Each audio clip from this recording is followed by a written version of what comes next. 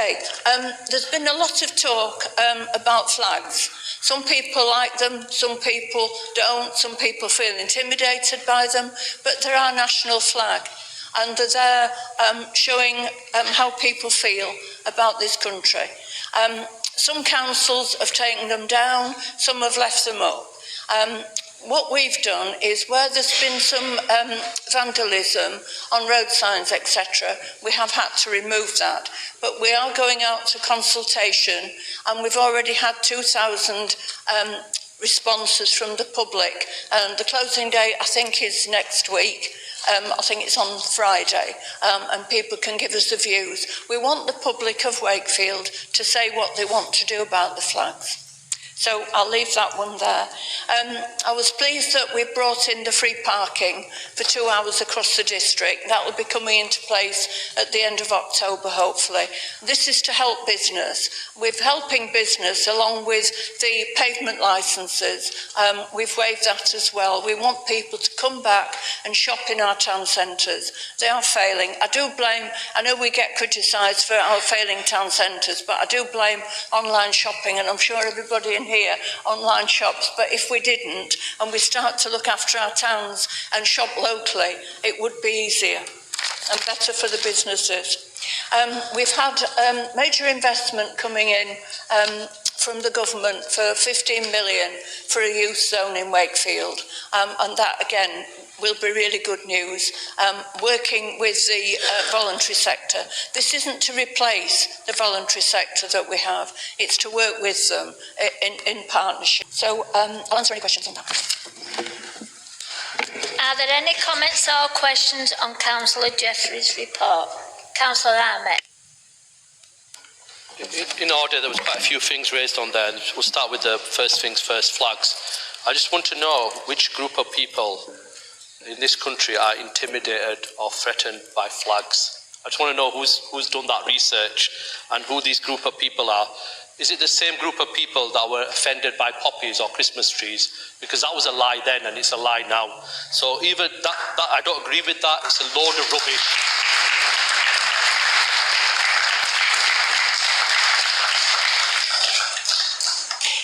And the other thing is the Free City Centre parking. As we know, I'm not going to play politics with it. We know where it came from originally, and Councillor Morley is on the Wakefield Express record and minutes record of opposing it in the Wakefield City Centre, saying that it wasn't good for Wakefield. It was filled up by people commuting in the district, and it didn't make sense to do that. So what's changed in the last? It's fact. It's a fact. And they're all recorded meetings, so don't shake your head because it can be proven. So that's the second thing. So what's changed since the last time you did it in COVID to now? And if you're listening to the people of the city centre, haven't they been asking that for a while?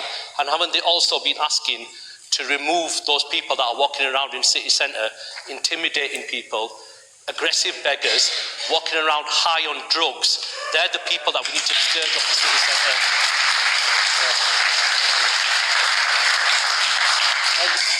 And the other thing is, and this is Councillor Jeffrey's words, we don't sell our, I think it was silverware or assets, I can't remember, and you specifically mentioned Woolly Hall.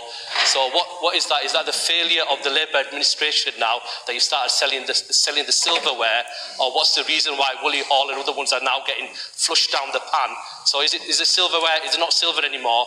So what's the reason behind the asset disposal of Wakefield Council under a Labour government?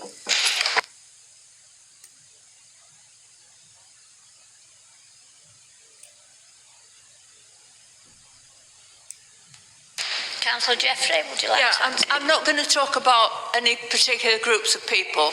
I just know that we've had a number of emails from people who don't like the flags and feel that they don't feel that they like them. On the Woolly Hall thing, you know very well, and stop playing politics with it. I've had your colleagues carrying on with me for years about let's sell it, let's sell it. Times are tough in local. No, I don't mean it.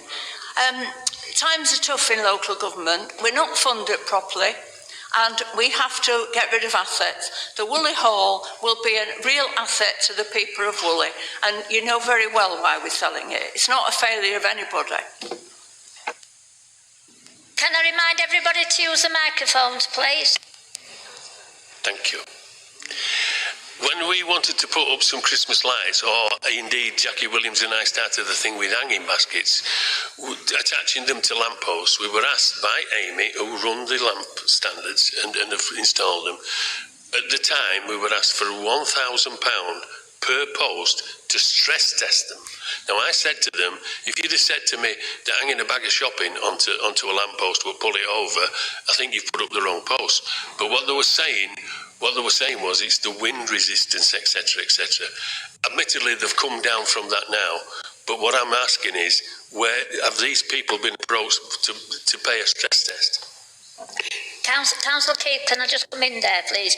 You're probably best asking Councillor Morley that, because I'm sure Councillor Jeffrey will not be able to give you that. Thank you. She did raise it in a report. Harvey? Thank you, Madam Mayor. Thank you, Jack, for the report. And it's very, very exciting to see Wakefield building. And you mentioned about the family accommodation in City Fields and also the repurpose of City Centre of Wakefield. Can you guarantee that this accommodation will not be used by asylum seekers or illegal immigrants in this city?